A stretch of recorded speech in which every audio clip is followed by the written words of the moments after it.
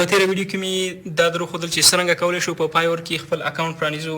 په نن ویډیو کې زه تاسو ته ښیم چې څرنګه کولی شو په فایور کې د سیلر اکاونټ پرانیزو. د یادونو وړ دي وي چې فایور کې دوه اصطلاحاتو سره تاسو ډېر زیات مخ کېږئ. لومړی سیلر، دویم بوایر. سیلر او بوایر دا دوه اصطلاحات په فایور کې ډېر زیات استعمالیږي. سیلر یعنې هغه څوک چې خرڅي سرویس یا خدمات خرڅي، البته ډیجیټل خدمات، یعنی موږ تاسو فریلانسران چې کوم په دې کې داخليږو موږ از سیلر په دې اکاونټ کې داخليږو، په فایور کې خپل اکاونټ پرانیزو. نو موږ سیلران یا خرڅونکي یو، هغه چې لموږ څخه د خدمات اخلي هغه ته بوایر ویل کیږي، یا هغه بزنسمنز چې راځي تاسو څخه یو لوګو ډیزاین اخلي، بل څه نه اخلي، بینر ډیزاین تاسو نه اخلي، یو ویب سایټ تاسو ورته ډیزاینوي، هغه ته بوایر ویل کیږي. لدې دوه اصطلاحاتو سره تاسو باید بلد اوسئ. نو موږ د سیلر اکاونټ په فایور کې اوس په دې ویډیو کې پرانیزو چې څرنګه کولی شو د سیلر اکاونټ پرانیزو. نو د کمپیوټر سکرین ته ځو او په عملي بڼه یې پیلوو. راځئ چې پیل کړو. ښه، د کمپیوټر سکرین ته چې راغلی بیا به یو ځل بیا هم فایور ډاټ کام ته به لاړ شئ. زه ځم فایور ډاټ کام ته. په فایور ډاټ کام کې چې راغلی دلته ګوره دا کې چې لیکلی، دا کې په دې معنی زما د نوم لومړی حروف په کې باندې شروع کېږي. که ستاسو د نوم لومړی حروف په ایچ شروع کېږي نو شاید دلته ایچ تاسو ته لیکل شوی. که ستاسو د نوم حروف په ایس شروع کېږي نو په ایس تاسو ته شاید دا آیکن تاسو ته د ایس ښکاره شي. بیا په دې بټن باندې کلیک کوئ. دا ستاسو د پروفایل سیټینګ یا مینیو ده. نو دلته به راشئ بیکم ا سیلر. بیکم ا سیلر بټن باندې به کلیک کوئ. دلته به بیا کلیک کوئ بیکم ا سیلر.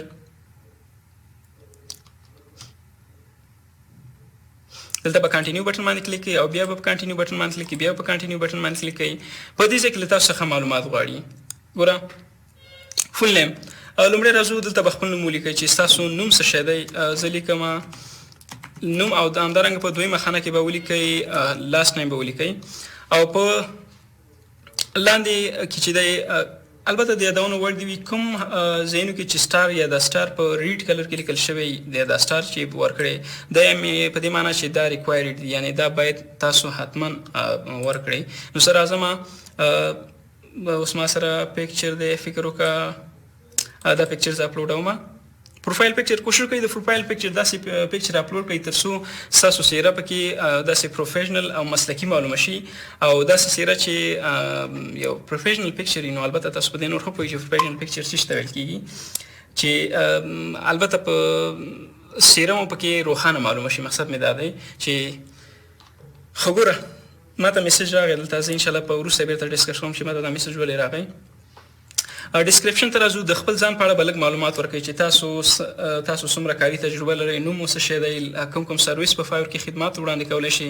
د بیلګې په توګه زه دلته ما معلومات لیکلي دي دپاره چې ویډیو اوږده نه شي. دا معلومات ما تایر لیکلي دي او دلته یې زه پیسټ کوم. یو لیودنه درته وکړم، کولی شئ د ګوره معلومات په بشپړ توګه ولولئ. ګوره خپل نوم یې لیکلی، بیا مې لیکلی چې زه یو ګرافیک ډیزاینر یم او زه تاسو ته کولی شم دا د خدمات وړاندې کوم، ستاسو سټیسفیکشن دی. همدارنګه خپل پروفیشنل سکل چې دی داسې ورته کټګریز کې تاسو مثلا دلته ما لیکلي پروډکټ پیکیجینګ، پروډکټ موکپ، لوګو ډیزاین دی. مثلا زه دلته لیکم مثلا لوګو ډیزاین ریموو کوم، دلته لیکم 3D رینډرینګ. همدارنګه بیا مې اخیره کې لیکلي دي بسټریګارډ نیازي. نو دا لږ معلومات کولی شئ تاسو معلومات پکې خپل په اړه چې څومره معلومات لري تاسو دلته پکې اډ کړئ. بل سیکشن ته راځو، لانګویجز دي. په کومو ژبو باندې تاسو خبرې کولی شئ، یعنې په کومو ژبو باندې تاسو کولی شئ له خلکو سره اړیکه ونیسئ یا له خلکو سره اړیکه اډ کړئ. که تاسو دلته وګورئ په دلته مخکې څخه انګلیس ژبه اډ شوې وه، په دې معنی چې انګلیس چې دی ډېره مهمه ده په دې کې. همدارنګه راځم دلته نوې ژبه اضافه کوم. د بیلګې په توګه راځم پښتو ایکسپیرینس لیول یا خپله د ژبې چې دی ستاسو په دې ژبه باندې څومره حاکمیت لرئ. انسپیسیفاید معلومه ده چې څومره حاکمیت لرم. بیسیک یعنی بیخي اساسي، کانورسیشنل یعنی روانې خبرې اترې پرې کولی شم. فلوینټ یعنی کانورسیشنل خبرې اترې پرې کولی شم. فلوینټ یعنی روانې خبرې پرې کولی شم. نیټیو یعنی که چیرې تاسو دا ژبه مورنۍ ژبه وي نو دلته مورنۍ ژبه انتخاب کوئ. نو زه لیکم دا مورنۍ ژبه ده زما. همدارنګه انګلیسي ده، د انګلیسي کې دلته بیسیک انتخاب شوی. زه راځم په دې کې ایډیټ کوم، ایکسپیرینس لیول زه دا کانورسیشنل یا فلوینټ کوم. د خپل تجربې مطابق چې څومره تاسو په کومه ژبه باندې حاکمیت لرئ هغومره تاسو کولی شئ دلته ورته ولیکئ. راځم نورې ژبې هم تاسو اضافه کولی شئ. مثلا زه راځم دلته لیکم اردو او بیا دلته ایکسپیرینس لیول مثلا زه لیکم او همدارنګه راځم دلته بله ژبه هم اضافه کوم، لیکم مثلا پرژن یا فارسي. همدارنګه فلوئنټ ورته انتخابوم. نو دا وی ګور څلور ژبې زما فعلا زده دي، نو دا د دې د وجې ما څلور ژبې پکې اضافه کړي. تاسو که چیرې څومره ژبې زده یې هغومره کولی شئ تاسو پکې اضافه کړئ. کنټینیو بټن باندې کلیک کوو او پر مخ ځو. بیرته لیکلي لومړی کې لیکلي یور اوکوپیشن، یعنې ستاسو دنده یا وظیفه چې ده په کومه دنده کې تاسو په کومه څانګه کې غواړئ تاسو په فایور کې خدمات وړاندې کوئ. که تاسو ډیجیټل مارکیټینګ څانګه کې خدمات وړاندې کوئ نو ډیجیټل مارکیټینګ انتخاب کوئ. که رایټینګ اینډ ټرانسلیشن، همدارنګه پروګرامینګ اینډ ټیکنالوژي، میوزیک اینډ آډیو، ویډیو اینډ انیمیشن، په هره څانګه چې تاسو خدمات وړاندې کوئ په هغه څانګه کې تاسو کلیک وکړئ. زه راځم د ګرافیک د یو ګرافیک په حیث باندې د اکاونټ جوړوم، نو دلته ګرافیک ډیزاین انتخابوم. بیا تاسو ته وایي چې تاسو په دې ګرافیک ډیزاینینګ کې څومره تجربه لرئ، له څومره کلونو څخه په دې ګرافیک ډیزاینینګ کې کار کوئ. زه دلته کال انتخابوم د 2015 څخه، مثلا د بیلګې په توګه 2015 څخه تر 2021. نو فعلا هم په ګرافیک څانګه کې کار کوو، نو دې د وجې 2021 مې انتخاب کړ.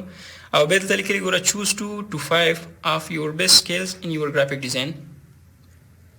د دې څخه 5 یا هم درې هغه کټګوري انتخاب چې تاسو پکې ښه سکیل لرئ. د بیلګې په توګه سوشل میډیا ډیزاین دی، دلته چیک به ولګوئ. همدارنګه 3D ماډل دی، همدارنګه پیکیجینګ دی. نو کولی شئ تاسو دا درې انتخاب تاسو کولی شئ ډېر هم انتخاب کړئ، یا بوک کور همدا درې ډیزاین انشاءالله فکر کوم کافي دي. ټي شرټ. بیا بل ته راځو، سکلز ته راځو.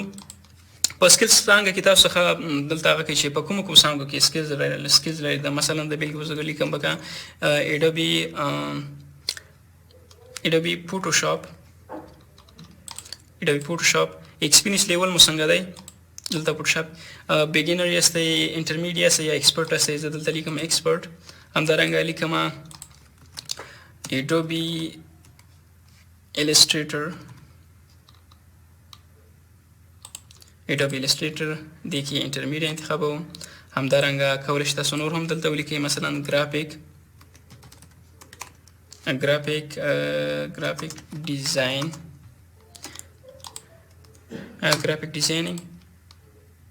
ګرافیک ډیزاین، همدارنګه ایکسپرټ. کوم سکل چې تاسو لرئ ګورل ته لوګو ډیزاین دی، لوګو ډیزاین هم پکې کولی شئ. لوګو ډیزاین مثلا بیګینر دی.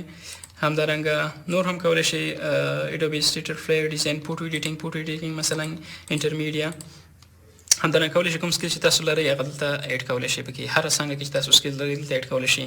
همدارنګه دلته د ایجوکیشن سیکشن کې تاسو د تعلیم په اړه معلومات ورکړئ چې تاسو څومره زده کړې کړي دي، نو لومړی به هیواد انتخاب کړئ، کوم هیواد کې مې زده کړې کړي. د بیلګې په توګه زه افغانستان انتخابوم.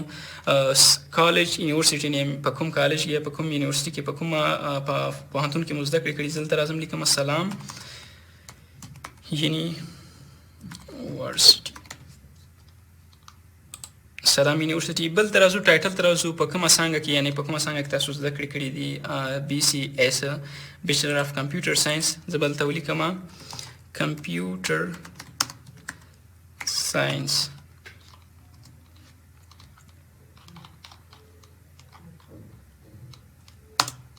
دلته کمپیوټر ساینس لیکم. دلته د فراغت کال ولیکئ چې په کوم کال باندې تاسو د کمپیوټر ساینس څانګې څخه فارغ شوي یاستئ. زه لیکم چې په 2022 کال کې فارغېږم. نو دا ګوره ولیکل شو، دلته ایډ شو. همدارنګه که نورې زده کړې مو کړي، ماسټري مو ترلاسه کړي، دوکتورا مو ترلاسه کړي، دلته کولی شئ ایډ کړئ. بل سرټیفیکیشن ته راځو. سرټیفیکیشن آر ایوارډ، دلته لیکي سرټیفیکیشن آر ایوارډ.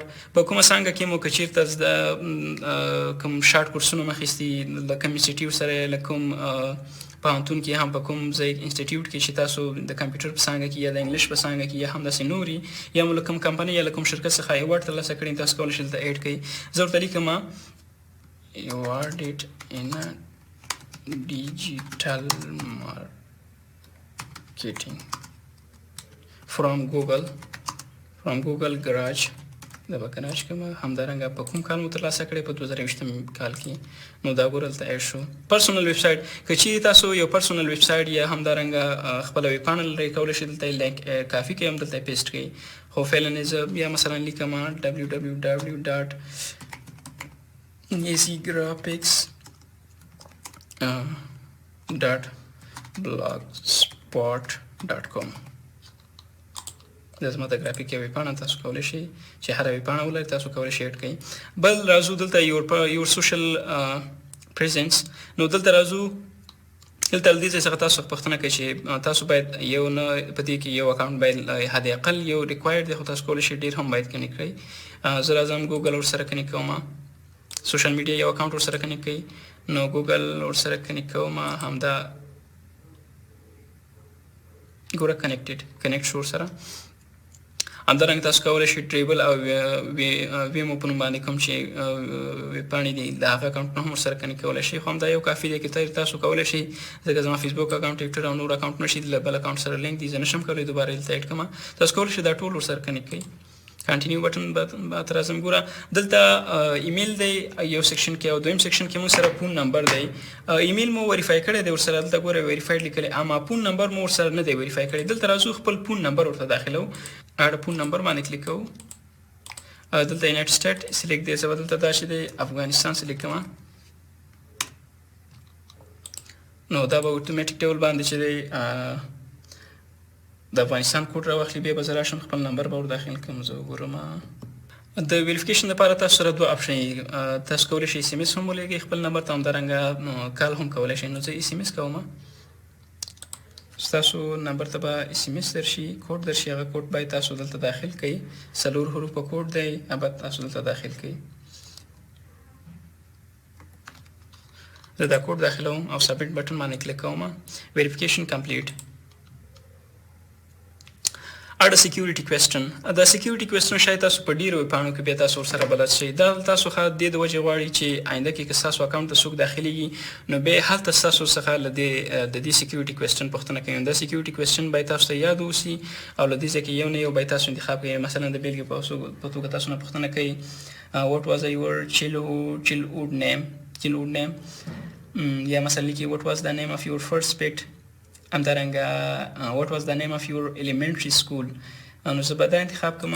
تاسو نه پوښتنه کوي چې ستاسو د لومړني what was the name of your first pet، ستاسو د لومړني کورني حیوان نوم څه شی. زه مثلا لیکم ورته کیټ. فینش کوم یې،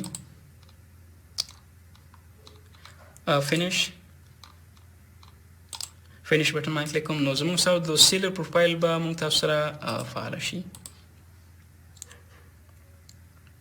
دا د زموږ ستاسو پروفایل چې دی جوړ شو. ګوره نوم چې دی خان نیازي 04 دا یوزر نیم شو، همدارنګه فرام افغانستان، همدارنګه ممبر سین جولای 2021، همدارنګه دا ګوره هغه معلومات چې دلته ما ایډ کړم، همدارنګه هغه لانګویجز دي کوم چې ما ایډ کړلې، همدارنګه ګوره ګوګل چې دلته کنیکټ شوی دی، همدارنګه هغه سکیل دي چې ما دلته ایډ کړم، همدارنګه ایجوکیشن چې کوم ایجوکیشن ما ایډ کړم، همدارنګه دا سرټیفیکیشن یا ایوارډ چې ما کوم ترلاسه کړی هغه مې دلته پکې ایډ کړو. خو دلته ګوره پروفایل پکچر رانغی، دې ته متوجه شته. Your profile image was removed since it might not be original. ګوره په هغه ټیم کې چې موږ د پروفایل پکچر څنګه ایډ کړو، د فایور آرټیفیشل ټیکنالوژي دومره قوي ده چې هغه د سیو پیژندل چې دا خو د وینډو 11 وال پیپر ته دوی څنګه د خپل په پروفایل کې ایډ کړل. نو دا مې د دې د وجې اپلوډ کړئ چې تاسو په دې پوهیږئ چې تاسو باید داسې یو څه اپلوډ کړئ چې څو دوی ایکسپټ کړي، یعنی له ځانه یو څه مه اپلوډ کړئ، خپل د سیرې انځور اپلوډ کړئ او کوشش وکړئ چې یو پروفیشنل پکچر پکې اپلوډ کړئ.